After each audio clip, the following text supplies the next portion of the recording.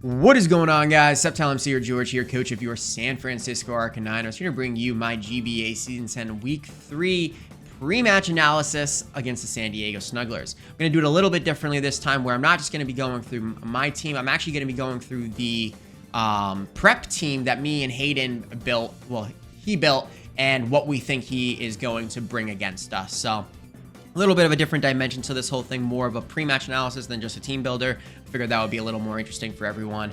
But we're still going to keep it nice and short and sweet. So out of his entire team, the main threats are going to be the Palafin, the Annihilate, the Toedscruel, the Rotom Wash, the Arcanine, Iron Jugulus, maybe the Gothitelle. Klefki could come as well. But let's get right on into what team I thought he would bring. So right off the bat, Iron Jugulus, Palafin, Arcanine, Rotom Wash, Toedscruel, and the Annihilate are the 6 Pokemon I really think he needs to bring.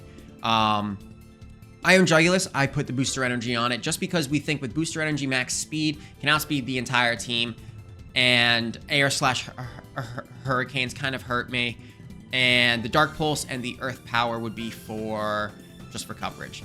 Then we got the Palafin Hero here. We put Assault Vest on it. This could also be max attack with Choice Band. It could also just be more of a speedy variant to Speed Tie. We didn't think he would run max speed just because with the Jet Punch, he doesn't really need to. And if I Terra Water the Volcarona, then it really can't do too much to me anyway.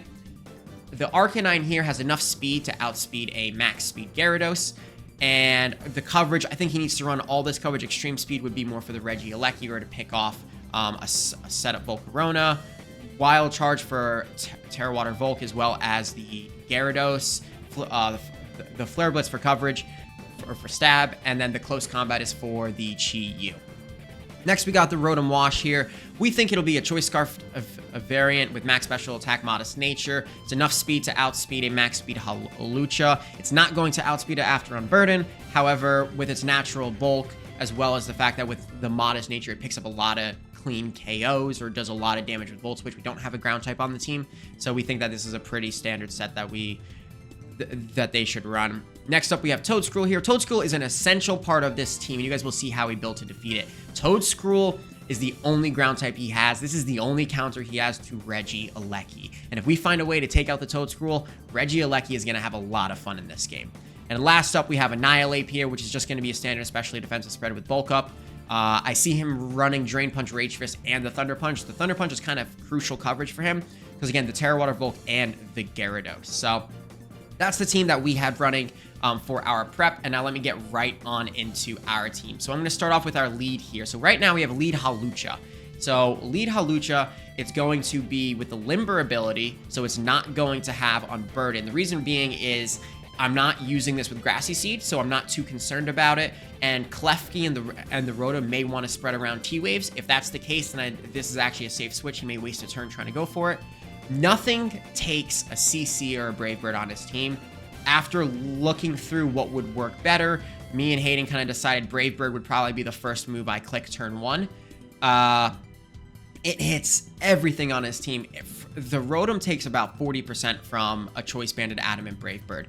You'll see that the spread is kind of all over the place here. We got 4 HP, 4 defense, 4 special defense, 252 attack, and 244 speed. 244 speed without a Jolly Nature is enough to speed creep an Iron Jugulus, which is speed creeping my base 100s. So a base 100 speed goes to 167. I think Iron Jugulus, if it is not running Booster Energy to increase its speed, it may want to run 168 to outspeed that, and everything else going to HP and special attack. So I'm running 169, and that's how you speed creep the creep.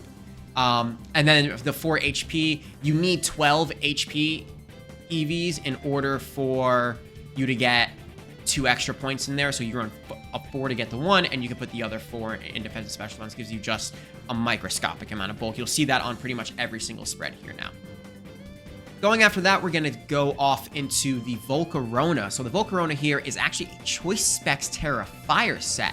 Now, the reason I went with Terra Fire over Terra Water is, yes, Terra Water absolutely runs through his team if it can set up. And the Palafin can't really do too much to it. But we've been running Terra Water the past 2 weeks, and we don't want to be too predictable. Terra Fire Choice Specs Volcarona absolutely nukes everything. Nothing can take a Fire Blast. Barely anything can take a Flamethrower. U-Turn is there to kind of a pivot around if necessary. But in reality, I'm going to be spamming Flamethrower and Fire Blast, and he's not going to be expecting it. So maybe I can pick off a sneaky kill on, let's say, the Palafin if it's not Assault Vest. If the Annihilate is especially defensive, it doesn't actually take 2 Flamethrowers.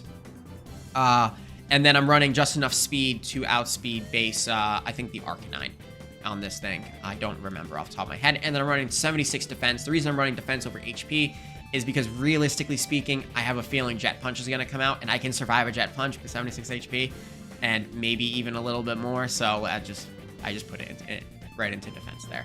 After that, we're going to go into our Gyarados. So Gyarados here is going to be Wakanberry because of the Rotom as well as the Arcanine. We are going to be an Adamant Nature with max HP. The reason we're max HP with Adamant is I don't have a switch into Iron Jugulus. This thing can take two hits from Iron Jugulus, so I can use it as a pivot.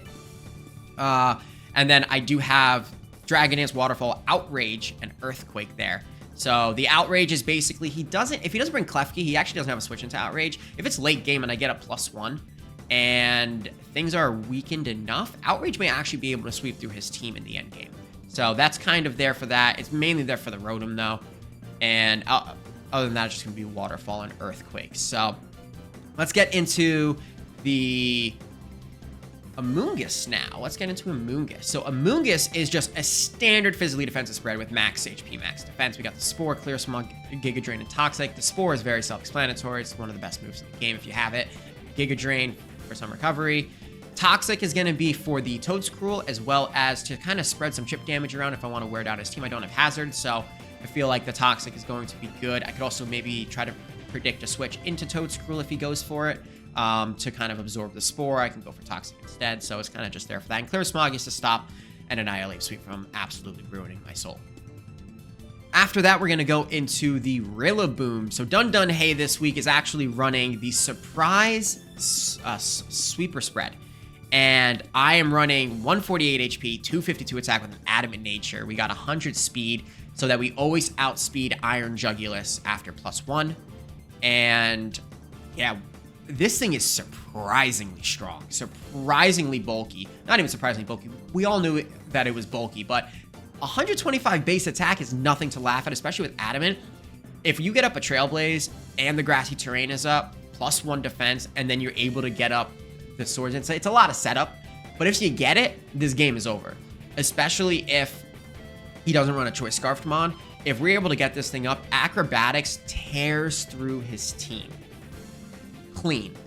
That plus the Drum Beating and Trailblaze will be able to get up at least +1 speed. And as long as there's not a Choice Scarf Mon on his team that can Revenge Kill it, I think we could possibly see like a Rillaboom sweep here. Now, the last Pokemon we are going to be talking about here is going to be Zip Zap Zop, which is the Regieleki. Regieleki for me is such a good Pokemon. Of course, if it had Terra, it would be one of the best Pokemon in draft format, but we don't have a Terra on it here because it's absolutely broken with Terra. So we have to find creative ways to make it work. And Regieleki on this team is a 4 HP, 252 attack, 84 special attack, and 164 speed with a hasty nature. The speed is so that it always outspeeds max speed Iron Jugulus with a booster energy or a Choice Scarf. The 4 HP is so that I hit an even number with substitutes, so that if I go for 3 substitutes, it procs our item, which is the Lychee Berry.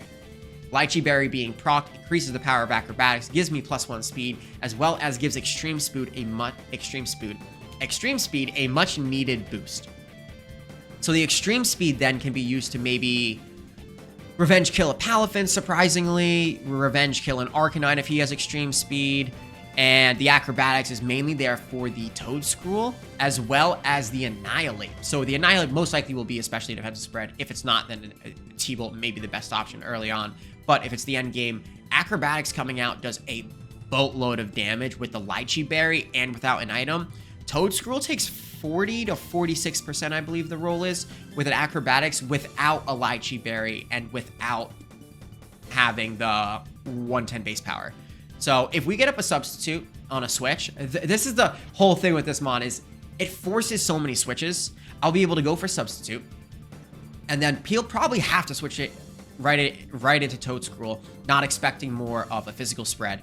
And then we can either go for an Acrobatics, or we can substitute. Again, if we go for an Acrobatics and he's at full, we pretty much wear him down to the point where in the future I can just go for a sub and Acrobatics again. If we get down to the Lychee Berry, it is an automatic KO as long as he's not running max defense. But because of Regieleki, I think he's gonna have to run max Spadef. So, anyways, guys, that is going to be the end of the pre-match analysis here. Leave your predictions down below about how you think we are going to. We are 0-2 right now. We cannot go 0-3. My prediction, I'm going to say it's going to be a narrow 2-0 win. So that's my prediction, guys. Please leave yours in the comments down below. Please don't forget to comment, like, rate, and subscribe if you enjoyed. We upload twice a week now with the team builder coming out right before the battle every time. So make sure you guys are ready for that, and catch you guys next time.